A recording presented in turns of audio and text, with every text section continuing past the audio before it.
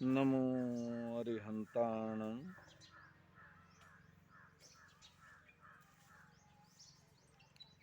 उत्तर प्रदेश की एक पवित्र भूमि अमीनगर सराय, जहां पर एक बड़े जमींदार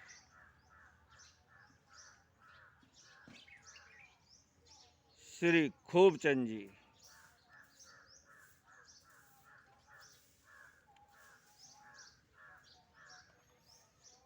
यादव वंश के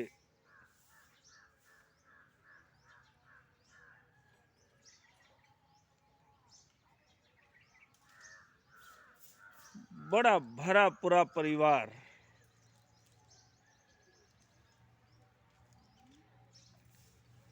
सभी प्रकार की सुख समृद्धि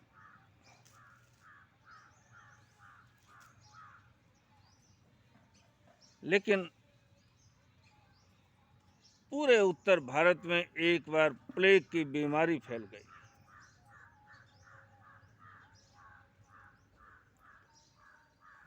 और प्लेग की बीमारी ने इतना भयंकर रूप लिया कि लोग रास्ते पर चलते चलते मरने लगे।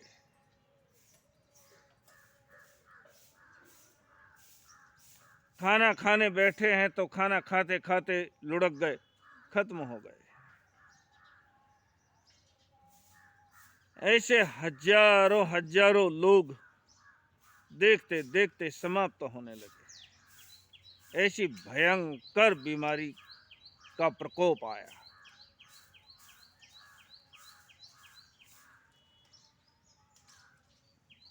तो खूबचंद जी के परिवार में भी एक एक करके बहुत सारे लोग जाने लगे। खूबचंद जी अपने पिता को अग्नि संस्कार करके आते हैं तो आकर के देखते हैं घर में माता जी चल बसी। उनको लेकर के जाते हैं, उनका अंतिम संस्कार करते हैं तो घर पे आकर के देखते हैं बड़े भाई ऐसे एक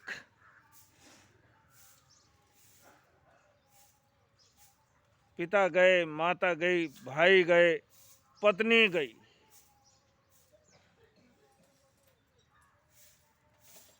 घर में पूरे परिवार में जो भरा पूरा परिवार था, सिर्फ 3 व्यक्ति रह गए। एक स्वयं खूबचंद जी, उन्हीं के पुत्र फूलचंद जी और उन्हीं के दूसरे पुत्र दीवानचंद जी।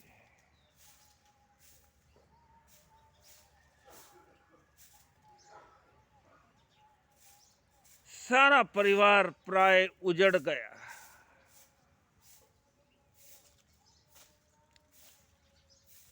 इससे बड़ा दुख संसार में और क्या होता है।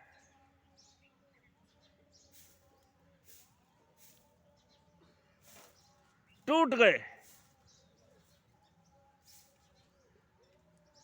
कहते हैं उस परिवार में इतना बड़ा जमींदारा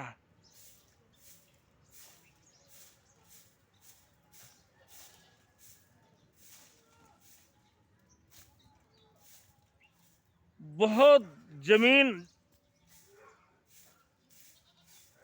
मैंने गुरुमुख से सुना है उस परिवार में 50 किलो तो सोना था।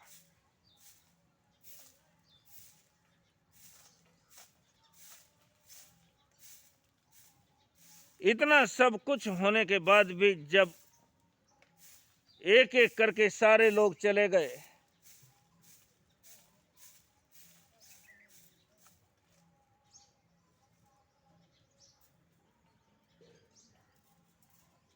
तो फूलचंद जी, दीवानचंद जी सिर्फ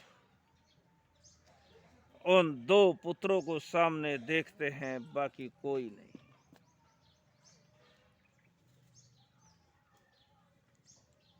खूबचंद जी बुरी तरह से टूट गए।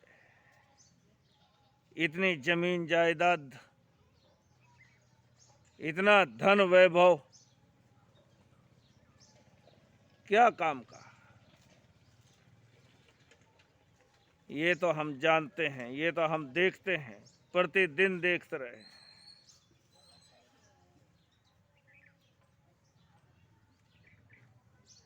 जब मुसीबत आती है तो उस समय कोई भी चीज काम नहीं आती। सिकंदर जैसे लोग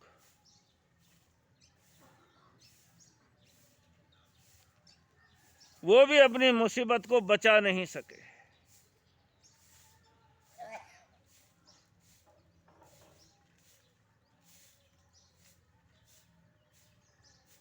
बाहर की संपत्ति पर हम ज्यादा विश्वास नहीं कर सकते।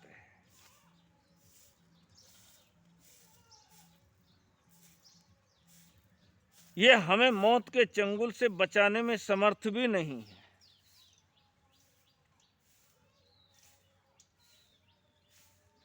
लेकिन कुछ लोग मुसीबत में सही रास्ता चुन लेते हैं, तो कुछ लोग ऐसी मुसीबत की घड़ी में गलत रास्ते पर भी चले जाते हैं। ऐसा भी देखा है। ऐसा भी जिंदगी का कुछ हश्र होता है कि वो गलत रास्ते पर चले जाते हैं।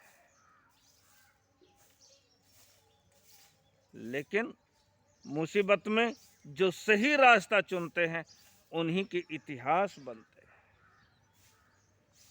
ये मुसीबत, ये दुख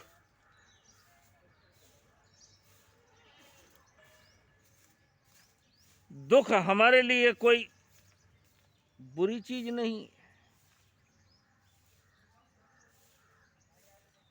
ये हमें शिक्षा देते हैं, ये हमें वास्तविकता का भान कराते हैं।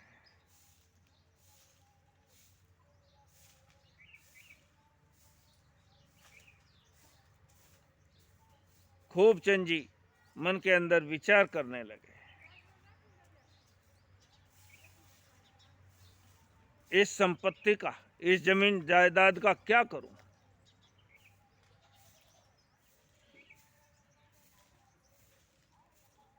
ये मेरे अपनों को बचाने में काम नहीं आई।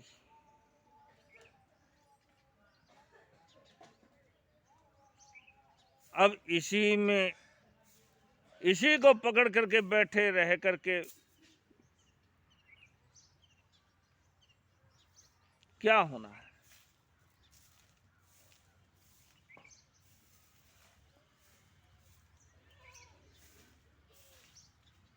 उन्होंने मन के अंदर विचार किया, भाई मुझे अब संन्यास ले लेना चाहिए।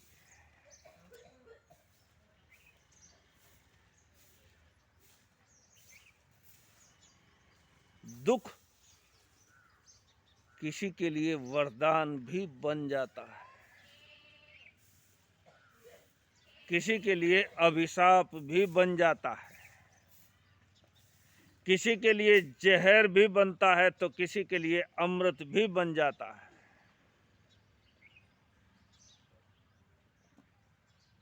यह हमारे ऊपर निर्भर है, हमारी पुण्यवानी के ऊपर निर्भर है, हम उसे किस रूप में लेते हैं।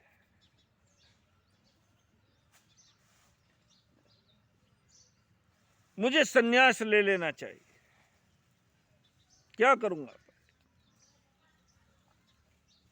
मेरे अपने ही नहीं रहे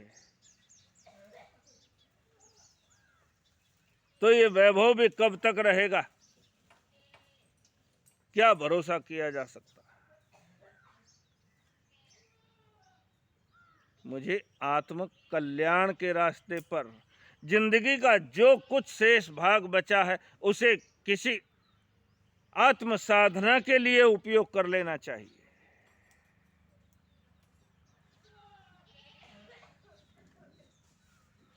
एक व्यक्ति दारू पीना शुरू कर देता है, शराबी हो जाता है। अरे भाई, शराब क्यों पीते हो? दुख भुलाने के लिए। बहुत परेशान हूं, इसलिए उस परेशानी को भुलाने के लिए शराब पी लेता। दुख के कारण वो शराबी हो गया।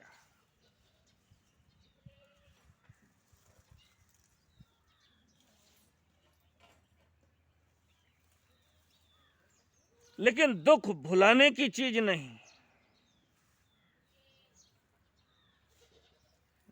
दुख तो जागृति का भी कारण बन सकता है, परम जागृति का कारण बन सकता है। लेकिन उसके लिए भी कुछ पुण्यवानी ही चाहिए।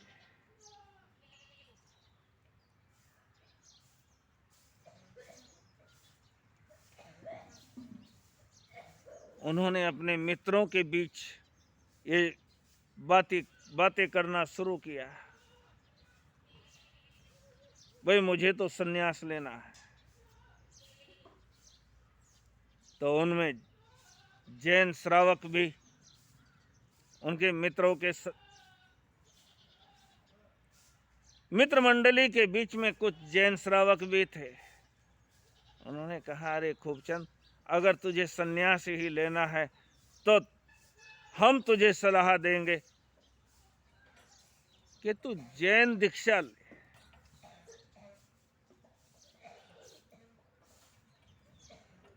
क्योंकि संन्यास लेकर के तूने गांजा चिलम फूंकना शुरू किया तो क्या पाया?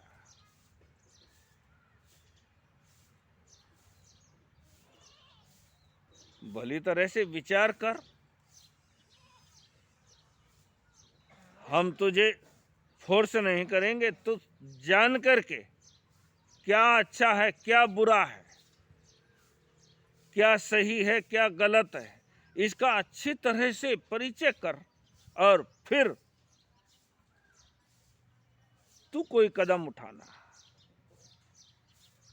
अच्छी बात है, तेरे मन में ये बातें आई, अच्छी बात है, लेकिन हम तुझे सलाह देंगे कि तू जैन दीक्षा अंगीकार करे।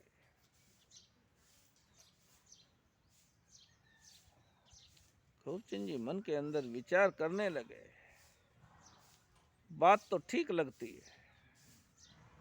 जैन संतों का त्याग, जैन संतों की साधना, जैन संतों का वैराग्य, ये आज भी, आज के समय में भी जैन संतों को सबसे अलग करता है।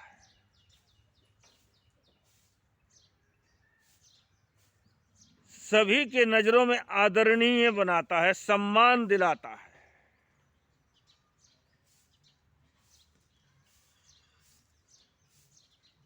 और उन्होंने भली प्रकार से विचार करने के बाद ये निश्चय किया कि मैं जैन दीक्षा अंगीकार करूंगा। और चले जाते हैं जैन स्थानक में, जहां पर विराजे हुए थे श्री कस्तूरचंद जी महाराज।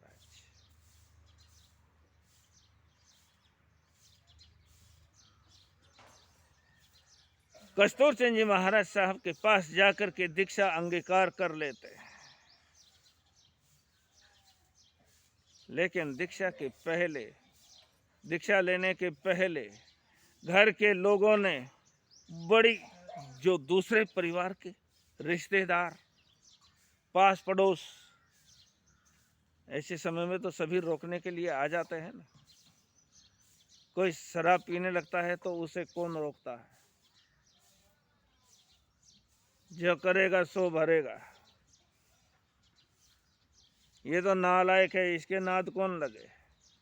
ऐसे उपेक्षा करके छोड़ देते हैं, कुछ भी कर, मेरे घर का क्या जाता है। लेकिन देखते हैं अगर ऐसी बात आ जाए संन्यास लेने की, तो सारे पास पड़ोस, सारा गांव, सारे रिश्तेदार सब इकट्ठे होकर के उसके पास आ जाते हैं रोकने के लिए।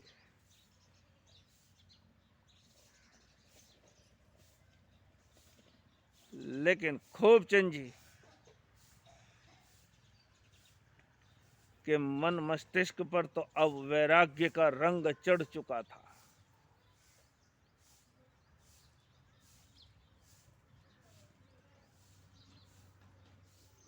बैलों को लेकर के खेत में जाते हैं, छोड़ देते हैं, भाई मैंने तुम्हें कष्ट दिया, उसके लिए क्षमा याचना, मैं तुमसे माफी मांगता हूं, अब तुम मेरी तरफ से मुक्त हो, ले जाकर के छोड़ देते हैं। जमीन कौन करेगा, कौन खेती करेगा, इतना बड़ा वैभव इसको कौन संभालेगा, कोई चिंता नहीं। संभालेगा जो संभालेगा, जो मेरा है ही नहीं मैं उसकी चिंता क्यों करूं। और जो छूट जाने वाला ही है वो अपना हो कैसे सकता है।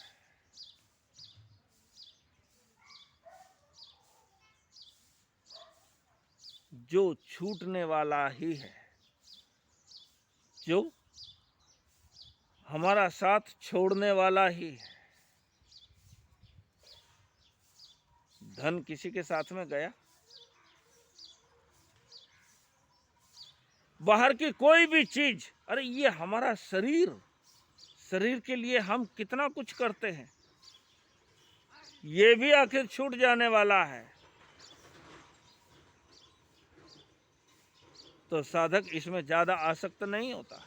हाँ, शरीर माध्यम खलु धर्म साधनम, ये बात तो ठीक है, एक धर्म के लिए ये एक साधन है, लेकिन उसका साधन के रूप में ही उपयोग करता है एक साधक। बाकी जो चीज छूटने वाली है उसके प्रति आसक्ति नहीं रखता।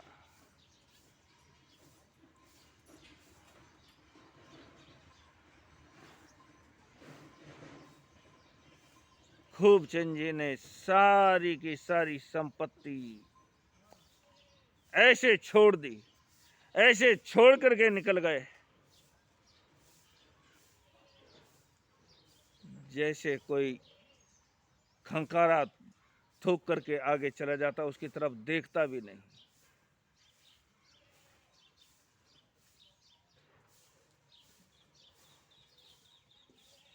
चले जाते हैं कस्तूरचंद जी महाराज की सेवा में, वहां पर जाकर के दीक्षा अंगीकार करते हैं और अपने बेटे फूलचंद जी को कहते हैं, बेटा अगर तेरी इच्छा हो तो देख, मैं तुम्हें फोर्स नहीं करूंगा, लेकिन तुम्हारी इच्छा हो तो देख, अब तुम ही क्या करोगे इस प्रपंच में रह करके।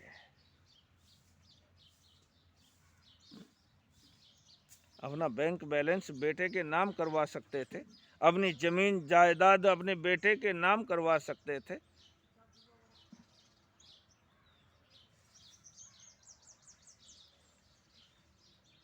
लेकिन जिसने वास्तविकता को जान लिया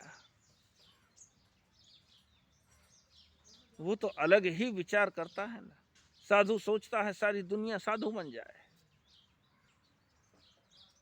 और शराबी सोचता है सारी दुनिया शराबी हो जाए।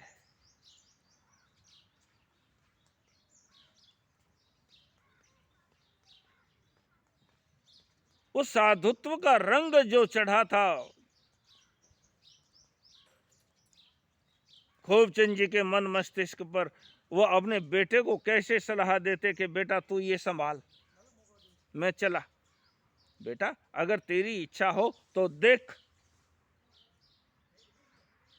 और तुझे उचित लगे तो तू भी ये दीक्षा अंगीकार कर। मेरे दादा चले गए, मेरी दादी चली गई, मेरे काका चले गए, मेरे ताऊ चले गए, मेरे ये चले गए, मेरे वो चले गए, और न जाने कौन सा क्षण आ जाए कि मुझे भी जाना पड़ जाए।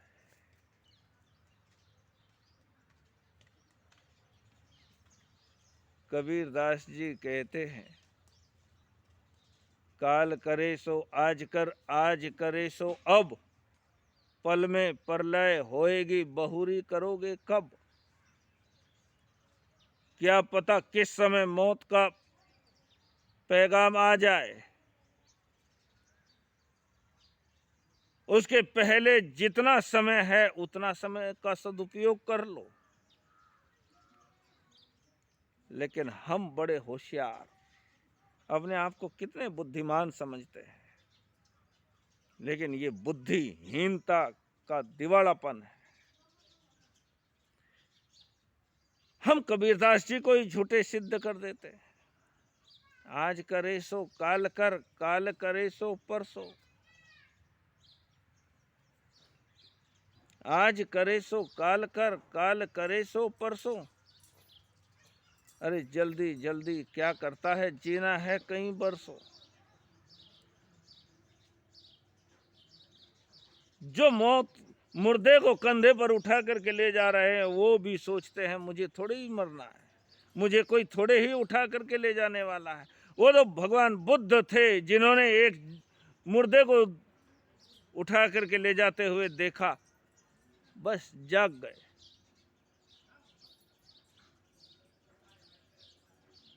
मुझे भी जाना पड़ेगा, जाने के पहले मैं कुछ कर लूं।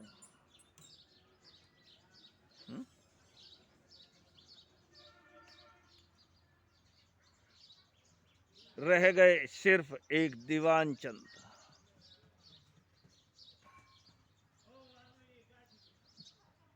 वो दिल्ली में विद्या अध्ययन कर रहे थे। पूरे परिवार के अंदर कुछ भगवान को प्यारे हो गए, तो ये पिता पुत्र खूबचंद जी और फूलचंद जी, ये दोनों के दोनों जाकर के दीक्षित हो जाते हैं कस्तूर चंद जी महाराज की शरण में।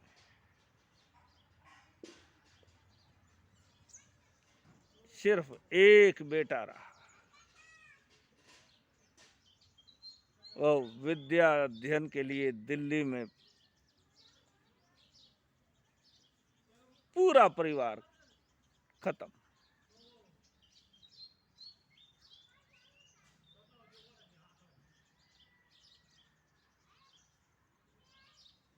कुछ समय के बाद दीवान क्या करेगा तू, अकेला रह करके भी क्या करेगा।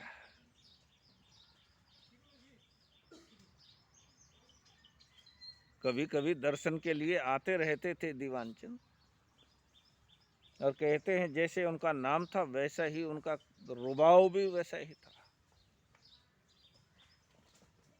कहीं ऐसा अत्याचार होते हुए देखा कि बस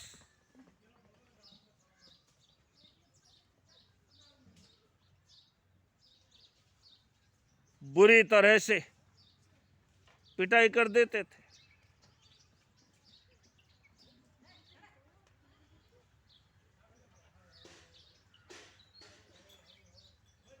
लेकिन खूबचंद जी महाराज और फूलचंद जी महाराज,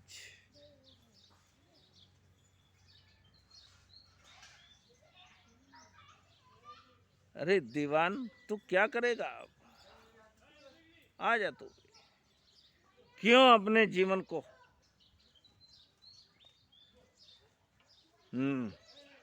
वाह वाह, मैं अपने वंश परंपरा को खत्म कर दूं।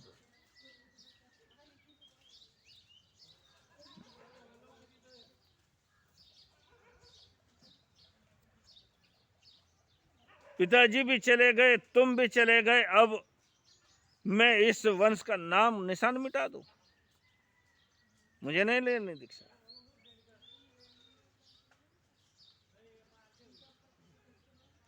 हर किसी के मन में इतनी सहजता से थोड़े ही विचार आता है कि मैं भी दीक्षा ले लूं।